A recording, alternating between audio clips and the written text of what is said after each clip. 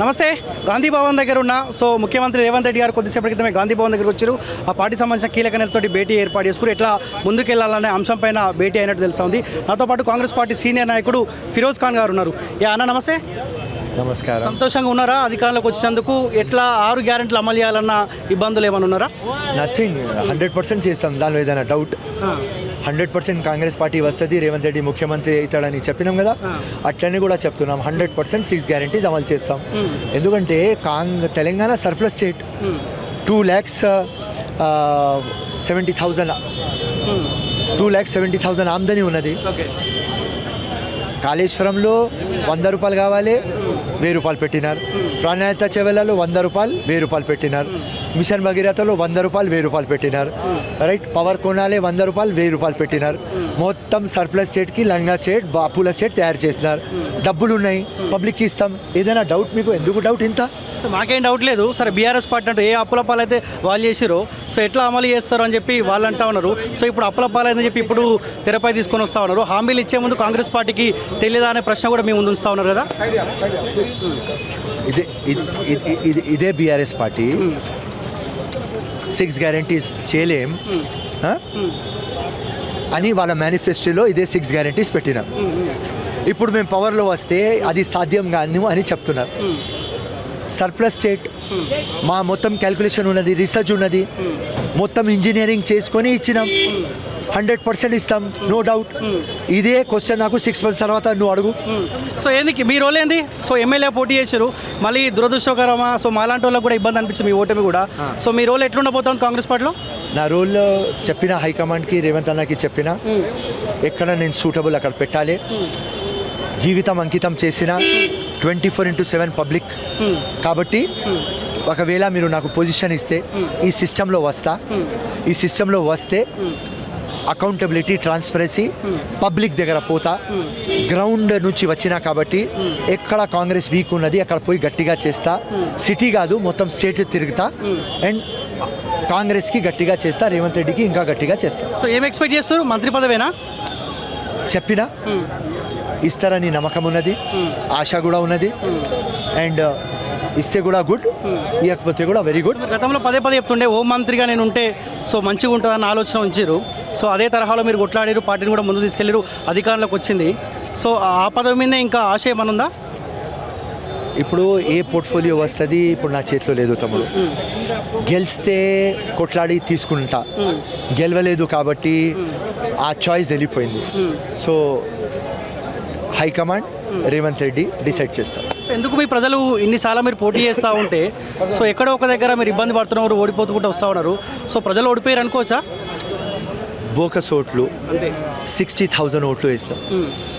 ప్రజల ఆశీర్వాదం ఉన్నది కాబట్టి ఇంత తక్కువ ఓట్లతో నేనే ఓడిపోయినా. వేరే వాళ్ళు 50,000, 70,000తో ఓడిపోయినారు, నేను ఒక 2,000తో ఓడిపోయినా. అందరికీ తెలుసు. ఇప్పుడు దాకా ఒక్కడు కూడా నాకు నువ్వు ఓడిపోయినావని చెప్పలేదు.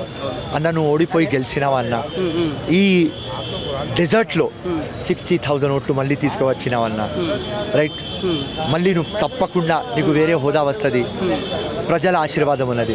ఆ 60,000 మంది ఎవరు నాకు ఓట్లు వేసినారు, రోజు రాత్రి పగలు ప్రేయర్స్ చేస్తున్నారు, మందిర్కి పోతున్నారు, నమాజ్ చేస్తున్నారు ఫిరోజ్ ఖాన్కి రావాలి అని. పబ్లిక్ మ్యాన్ కాబట్టి పబ్లిక్ ఓట్లు వేసినారు. బోకస్ ఓట్లతో ఓడిపోయినా కానీ దేవుడు ఇంకా వేరే విధంగా ఏదో మంచిగా చేస్తారని, అదే నేను పబ్లిక్కి చేస్తా అని ఆ దేవుడి మీద, కాంగ్రెస్ పార్టీ మీద గట్టి నమ్మకం ఉన్నది. ప్రతిపక్షం కూడా బలంగా ఉంది. అసెంబ్లీ సమావేశాలు మీరు కూడా చూసే ఉంటారు. కేటీఆర్ దూకుడు ఇంకా పెంచినట్టుగా అనిపిస్తూ ఉంది. అక్కడ ఏమైనా ఇబ్బంది అనిపిస్తూ ఉందా మీ పార్టీ నాయకులకు? ఆఫ్టర్ 1 month బీఆర్ఎస్ నుంచి కాంగ్రెస్లో వచ్చేస్తారు ఒక 10 MLAs. అక్కడ ఏం చేస్తారు? ఉట్టి బ్యాండ్ కొడతారు. Commissioner, collector, MRO, RDO, DSP, circle, section officer అందరు కాంగ్రెస్కేనే. వీళ్ళు ఏం చేస్తారు? MLAs. అండ్ రేవంత్ రెడ్డి గట్టోడు 15 years పోడు. ఆ ఆపోజిట్ MLAస్కి ఆ విజన్ ఉంటుంది కదా, ఆ విజన్లో ఏముంటుంది? ఇక్కడ ఉండి ఏం పీక్తాం, పోవాలి కాంగ్రెస్, వచ్చేస్తారు. అప్పుడు 10 మంది టచ్లో ఉన్నారా మీతో పాటు? 100%. సంక్రాంతి అవుతుంది, యాషాఢ మాసం వెళ్ళిపోతుంది, ఓకే.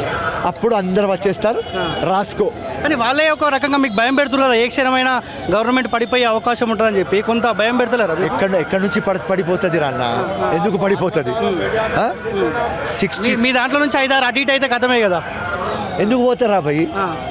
కాంగ్రెస్ పవర్లో ఉన్నది, రేవంత్ రెడ్డి ముఖ్యమంత్రి ఉన్నాడు, ఎందుకు పోతారు? ఉట్టి పిచ్చి కుక్క కరవాలి, అప్పుడే పోతారు, లేకుంటే పోరు. వాళ్ళు వస్తారు, నువ్వు ఆగు 1 month తర్వాత. ఎవ్రీడే కాంగ్రెస్ గట్టిగానే అవుతుంది. ఎంపీ ఎలక్షన్లో అవుట్ ఆఫ్ 17 12 వస్తాయి కాంగ్రెస్కి. కార్పొరేషన్లో మేయర్ మాది అవుతారు. ప్రతి ఒక్క దానిలో Congress day by day strong అవుతుంది. రేవంత్ రెడ్డి 15 years దాకా పోడు. ఇది నువ్వు రాసుకో, నేను ఏది చెప్తే అది అవుతుంది. లాస్ట్ టైం నీ ఛానల్కి చెప్పిన, ఒకవేళ కాంగ్రెస్ పవర్లో రాకపోతే, రేవంత్ రెడ్డి ముఖ్యమంత్రి కాకపోతే నేను నీ ఛానల్ ముందు మాట్లాడను అని చెప్పిన. ఏ ఛానల్ కూడా మాట్లాడని చెప్పిన. ఇప్పుడు చెప్తున్నా, రోజుకి గట్టిగా అవుతాడు కాంగ్రెస్ రేవంత్ రెడ్డి. ఎంపీగా ఏమైనా పోటీ చేయాలని ఆలోచన ఉందా? కాంగ్రెస్ పార్టీ నాకు నరేందర్ మోదీ మీద పోటీ చేయమంటే కూడా వారణాసి వెళ్ళిపోతా. అట్లా తిక్క ఫెల్లో రైట్. పోటీకి ఎవరు భయపడతారు?